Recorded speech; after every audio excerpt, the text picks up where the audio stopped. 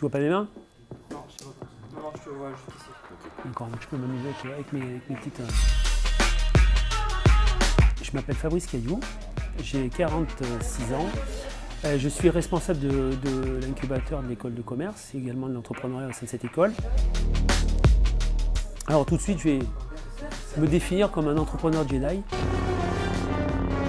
sans aucune prétention, hein, mais dans une logique où je n'ai pas trouvé en fait de terme pour définir cette logique de volonté de transmettre l'expérience que j'ai pu avoir dans la création d'entreprise à des jeunes et moins jeunes qui souhaitent démarrer sur un projet de création. Alors je suis un peu, pour être dans une école de commerce, c'est pas atypique en termes de formation puisque j'ai un doctorat en neurosciences et je suis également diplômé d'école de commerce puisque j'ai une executive master de l'école que j'ai eue en 2010.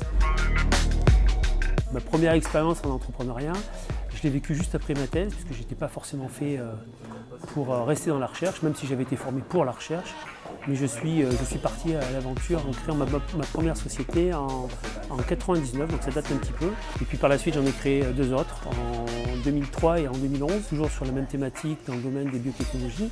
Et j'ai également dirigé un cabinet de conseil pendant 7 ans sur le management d'innovation. J'accompagnais en fait des chercheurs qui souhaitaient valoriser leurs travaux, soit par la création d'entreprise, soit par le transfert industriel vers un grand groupe, par exemple pharmaceutique. Alors, ce qui est important à savoir, c'est que l'incubateur, vous l'avez compris, c'est un service de l'école, du groupe ESC pour ses étudiants. On intervient aussi en enseignement avec une spécialisation en création d'entreprise, mais pas que, parce qu'on est aussi au service de l'écosystème d'innovation et du développement économique de notre territoire. Et en fait, on est un organisme qui va sensibiliser, former et accompagner tous les créateurs d'entreprises, donc extérieur aussi, l'école, sur une logique d'innovation de nouvelle génération. Donc on leur apporte tous les outils, des méthodes structurantes et structurées pour ces porteurs-là. Et aussi on accompagne certaines entreprises et grands groupes justement pour qu'elles adoptent une culture start-up. 9 entreprises sur 10 qui se disent start-up n'en seront pas.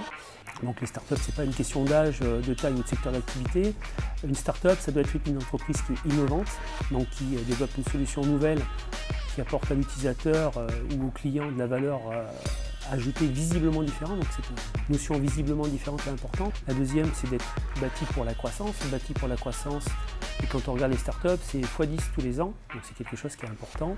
Ça nécessite souvent une levée de fonds, ça nécessite aussi une logique de structuration même de l'équipe par rapport à cette croissance. Donc croissance x10 quelque part tous les ans. La dernière, c'est être un spécialiste de la gestion de l'incertitude parce que demain, il peut y avoir n'importe quoi qui peut arriver et il faut être préparé, avoir son plan B, son plan C. Donc on n'est pas sur des logiques de risque, mais on est dans des logiques d'incertitude. Donc être un spécialiste de l'incertitude. Donc c'est la mentalité, hein. Je ne dis pas qu'il faut forcément être comme ça, mais il faut avoir cette appétence-là. Alors les mythes autour de l'entrepreneuriat, en fait, c'est un gros frein, on le voit, par rapport à ce que les gens s'imaginent de la création d'entreprise. Parce que c'est risqué. 2, il faut être super fort, il faut avoir un profil d'entrepreneur. 3, il faut avoir une super idée, etc. etc. En fait, on s'aperçoit, quand on regarde, et il y a plein d'études qui ont été faites, que ce sont des mythes. Les entrepreneurs ne prennent pas plus de risques que toi ou moi, c'est-à-dire qu'ils sont plus dans une logique de perte acceptable. En tout cas, ce qu'on conseille aussi, nous, c'est d'être dans cette logique-là, avoir du recul et se mettre en place une bonne conduite, de dire en se disant j'ai tant à dépenser, j'ai tant de temps à passer sur ce projet-là, et on s'y tient. Et on aperçoit d'ailleurs que les personnes qui raisonnent de cette façon-là vont maximiser ce temps qu'il leur est imposé, qui se sont imposés pour mettre à profit un maximum de choses pour qu'ils arrivent à leur but final. 3 conseils. Le premier, c'est s'entourer, d'aller chercher aussi des partenariats, parce que qui dit partenariat dit forcément un partage de risques. Quand je dis partenariat, ça peut être des personnes, des entreprises, ça peut être aussi un incubateur, ça peut être des personnes qui vous accompagnent.